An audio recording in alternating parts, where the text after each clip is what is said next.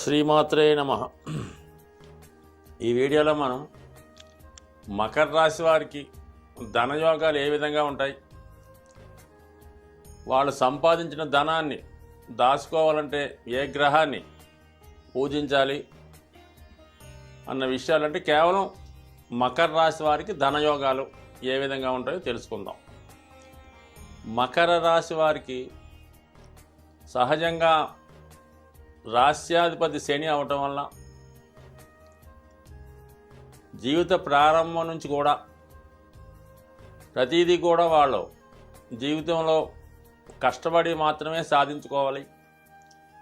వీళ్ళ జీవితంలో పైకి వచ్చారంటే కేవలం వాళ్ళ యొక్క స్వయం కృషితో కష్టంతోనే పైకి వస్తారు తప్ప అదృష్టంగా లక్కతో పైకి వచ్చేవాళ్ళు సాధారణంగా ఈ రాశిలో మనకి ఉండడం చాలా తక్కువగా ఉంటుంది. బాల్యం నుంచి కూడా వీళ్ళకి ఏది కావాలన్నా కూడా స్ట్రగుల్ పడవలసి ఉంటుంది. వీళ్ళ అభివృద్ధికి, వీళ్ళ యొక్క విద్యా సంబంధించిన విషయాలకు కానీ, తర్వాత జీవన విధానంలో వీళ్ళ ఎదుగుదలకు ఎవరి నుంచి కూడా సరైనటువంటి సహకారం లభించకపోవడం, ఈ వీళ్ళు జన్మించిన తర్వాత సాధారణంగా మకర రాశిలో కానీ మకర లగ్నం కానీ పిల్లలు జన్మించిన తర్వాత పేరెంట్స్కి, తల్లిదండ్రులకి కొంత ఆర్థికపరమైనటువంటి చికాకులు, జీవితంలో ఒడిదుడుకులు ఖచ్చితంగా ఎదుర్కోవడం జరుగుతుంటుంది. వారి యొక్క వ్యక్తిగత సమస్యల వల్ల సంతానం పైన ఎక్కువ దృష్టి పెట్టలేకపోతుంటారు. కొంతమంది అధిక సంతానం వల్ల అవచ్చు, జీవితంలో 4వ వాడుగా 5వ వాడుగా పుట్టడం, ఏదో ముగ్గురు తర్వాత అబ్బాయిగా పుట్టడం, ఈ విధంగా ఏదో కారణాల వల్ల వీళ్ళ ప్రారంభ జీవితం అంతా కూడా స్ట్రగుల్ పడుతూ వీళ్ళ యొక్క భవిష్యత్తుని వీళ్ళే నిర్ణయించుకొని జీవితంలో జరిగినటువంటి దుర్ఘటనలు కానీ, సంఘటనలు కానీ, బ్యాడ్ ఇన్సిడెంట్స్ కానీ గుణపాఠంగా నేర్చుకొని ఫ్యూచర్లో అటువంటి జరగకుండా జాగ్రత్త పడుతూ ఒక సాధారణ స్థాయి నుంచి ఉన్నత స్థాయికి వెదవడం ఈ రాశివారు సాధారణంగా జరుగుతుంటాయి. వీళ్ళు పడిన కష్టాలు కానీ, ఇబ్బందులు కానీ వీళ్ళ సంతానం కలగకూడదనే ఉద్దేశంతో పిల్లల్ని చాలా జాగ్రత్తగా అతి క్రమశిక్షణతో పెంచడం జరుగుతూ ఉంటుంది. అంటే చిన్నప్పటి నుంచి కూడా క్రమశిక్షణగా విద్యా విషయాల్లో కానీ కొంచెం క్రమశిక్షణగా పెంచడం వల్ల పెద్దయిన తర్వాత వీళ్ళు పిల్లల నుంచి కూడా సరైనటువంటి ఆదరణ లభించకపోవడం, వాళ్ళు దూరం అవడం, చివరికి మళ్ళా జీవిత చివరి భాగంలో స్ట్రగుల్ పడుతూ ఒంటరి జీవితాన్ని అనుభవించడం కూడా జరుగుతుంటుంది. సో ఈ విధంగా మకర రాశి వాళ్ళు చాలా ప్రాక్టికల్గా ఉండడం జరుగుతుంటుంది. జీవితం అంతా ఒకరికి సేవ చేయడంలోనూ, ఒకరి కోసం కష్టపడటంలోనే జరుగుతూ ఉంటుంది. సొంత అవసరాలని, సొంత ఇబ్బందులు అంటే అవసరాలు, ఎటువంటి నెసరీస్ని కూడా త్యాగం చేసి భార్యని, పిల్లల్ని అందరినీ చూసి చివరికి వారి నుంచే విముఖత, వ్యతిరేకత లభించి జీవిత చివరి భాగంలో కష్టపడడం కూడా జరుగుతుంటుంది ఈ మకర రాశి వారు. వీరికి ధనయోగాలు మనం పరిశీలించినప్పుడు ధనాధిపతి కూడా శని అయ్యాడు, లగ్నాధిపతి, రాష్ట్రాధిపతి కూడా శని అయ్యాడు. సో దానివల్ల ఏంటంటే వీళ్ళకి ఎంత అవసరమో అంత మాత్రమే వీళ్ళ కష్టానికి తగ్గ ఫలితం కానీ భగవంతుడు కానీ ఇవ్వడం జరుగుతుంటుంది.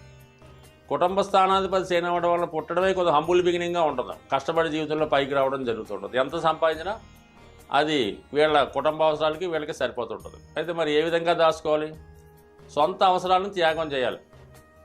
పిల్లలందరికీ బట్టలు కొని వీళ్ళ బట్టలు కొనుక్కోపోవడం, వాళ్ళకి సౌకర్యంగా పెట్టి వీళ్ళ వస్తువులు ఉండడం కానీ, మామూలు ఏదో ఫుడ్ తినడం కానీ జరుగుతుంటుంది. ఈ విధంగా వాళ్ళు పిల్లల భవిష్యత్తు కోసం ఊహించి వీళ్ళ యొక్క అవసరాల్ని, వీళ్ళ యొక్క నెసరీని త్యాగం చేసి ధనం కూడబెట్టాలి తప్ప లక్కీగా సునాయాసంగా మాత్రం ఏమీ రాదు.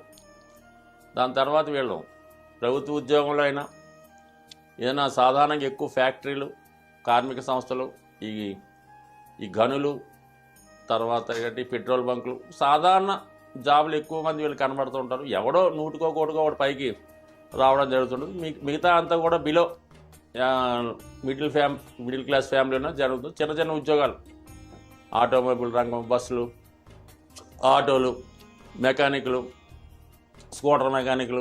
సో ఈ విధంగా జరుగుతూ ఇక్కడ వాళ్ళు కష్టాల్ని వేరే వాళ్ళకి పెట్టి వీళ్ళు త్యాగం చేయడం జరుగుతుంది. ఇంకా ఈ ధనాధిపతి శని భగవానుడు వీరికి అవసరానికి తగ్గట్టుగానే జనం ఇవ్వడం జరుగుతుంది.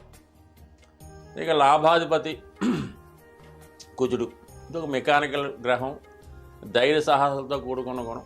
అందువలన చతుర్థ లాభాధిపతి కుజుడు అవ్వటం వల్ల కొంతమంది ఎక్కువ మంది వ్యవసాయ ఆధారంగా జీవించడం, లేదా మేషానికి అంటే దశమానికి కుజుడు, చతుర్థాధిపతి కూడా కుజుడు అవ్వటం వల్ల ఈ పశువులు పెంచడం ద్వారా మేకలు, గొర్రెలు, ఆవులు, గేదెలు, కోళ్ళు ఇలాంటివి పెంచడం వల్ల చివరికి వాటిని అంటే వాటి ద్వారా జీవనోపాధి సాగించడం కూడా జరుగుతుంటుంది. వాటి వల్ల కూడా కలిసి వస్తుంది.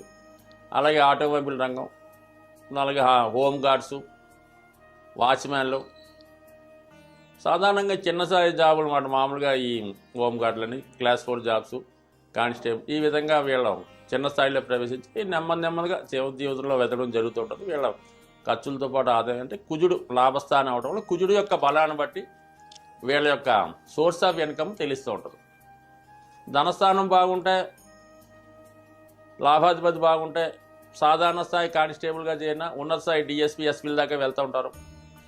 ధనయోగాలు లేకుండా కేవలం కుజుడు మాత్రమే బలకుంటే సాధారణంగా ఈ క్లాస్ 4 కానీ ఏ డ్రైవర్లుగానో మామూలుగానో జరగడం జరుగుతూ ఉంటుంది. ధనయోగం ఉంటేనే వాడు ఉన్నత స్థాయి జాబు, మామూలుగా అయితే మామూలు మొత్తం మీద ఏదైనా డిపార్ట్మెంటే కానీ వేతనాల్లో తేడా, అభివృద్ధిలో తేడా ఉండడం జరుగుతూ ఉంటుంది. సో ఆ విధంగా కుజుడు మకర రాశి అందే ఉచ్చులో ఉంటాడనమాట.